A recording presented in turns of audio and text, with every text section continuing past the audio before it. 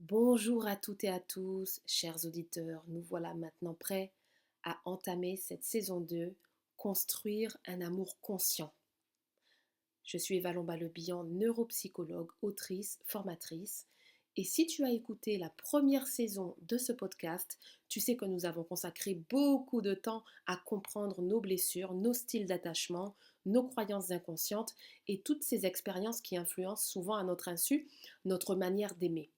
Comprendre est une étape essentielle, mais ce n'est pas la destination, car une question reste entière. Comment fait-on concrètement pour aimer autrement?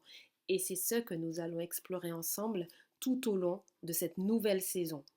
Aujourd'hui, j'aimerais commencer par une idée qui me tient particulièrement à cœur.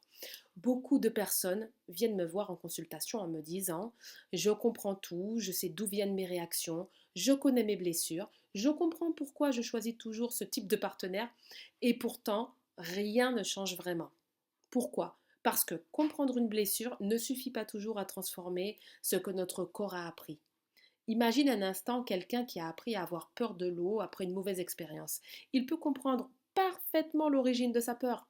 Cela ne signifie pas que son corps se sentira immédiatement en sécurité lorsqu'il retournera dans l'eau. En amour, c'est souvent la même chose. Notre système nerveux apprend à travers les expériences et c'est aussi grâce à de nouvelles expériences qu'il peut évoluer. C'est une très bonne nouvelle, car cela signifie que notre histoire n'est pas figée. Nous ne sommes pas condamnés à répéter les mêmes scénarios toute notre vie.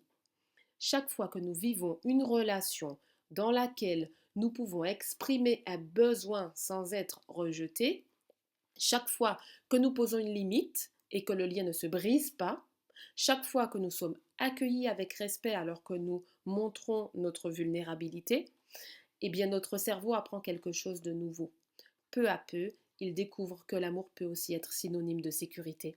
Pas seulement d'incertitude, pas seulement de peur, pas seulement de lutte. Et j'aime beaucoup dire à mes patients que la guérison ne se produit pas uniquement lorsqu'ils comprennent leur passé. Elle se produit aussi lorsqu'ils vivent dans le présent des expériences différentes.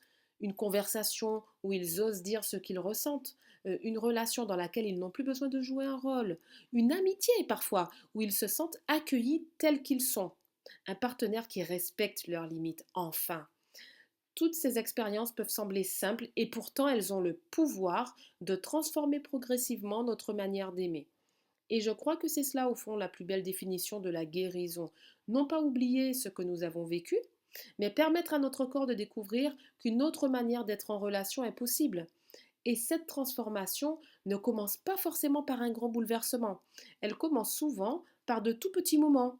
Dire ce que l'on ressent, accepter de recevoir de l'aide, oser faire confiance un peu plus qu'hier, rester présent dans une conversation difficile au lieu de fuir, choisir une personne qui nous apaise plutôt qu'une personne qui nous fait courir après son amour.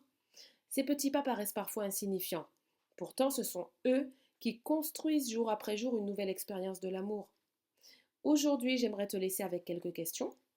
Quelle est la plus petite expérience nouvelle que tu pourrais vivre cette semaine dans une relation? Par exemple, exprimer un besoin, ne serait-ce que ça, ou dire non, simplement. Recevoir un compliment sans le minimiser. Accepter qu'une personne prenne soin de toi. Et si la transformation ne dépendait pas d'un changement spectaculaire, mais d'une multitude de petites expériences qui apprennent peu à peu à ton cœur qu'il est enfin en sécurité. Prends quelques instants pour accueillir ces questions avec douceur, car il n'est pas nécessaire de transformer toute sa vie en une journée. Un seul pas suffit, puis un autre et encore un autre. C'est ainsi que progressivement, notre manière d'aimer peut changer. Je te remercie pour ce moment partagé. Si cet épisode a résonné en toi, n'hésite pas à le partager à une personne qui pourrait en avoir besoin. Et si tu veux bien soutenir ce podcast, aide-moi à diffuser ces messages au plus grand nombre, simplement en t'abonnant ou en laissant un petit commentaire et en attribuant un maximum d'étoiles à cette émission. Grâce à ces petits gestes, ce podcast pourra continuer à grandir. Si tu souhaites approfondir ces thèmes, tu peux retrouver mon livre Aimer après le trauma, publié aux éditions Erol. Et je te retrouve très bientôt pour un nouvel épisode de Trauma et Transformation, la saison 2.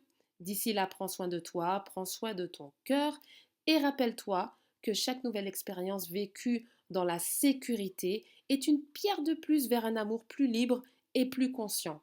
Guérir n'est pas oublier son histoire, c'est apprendre peu à peu à ne plus la laisser décider à ta place. À très bientôt!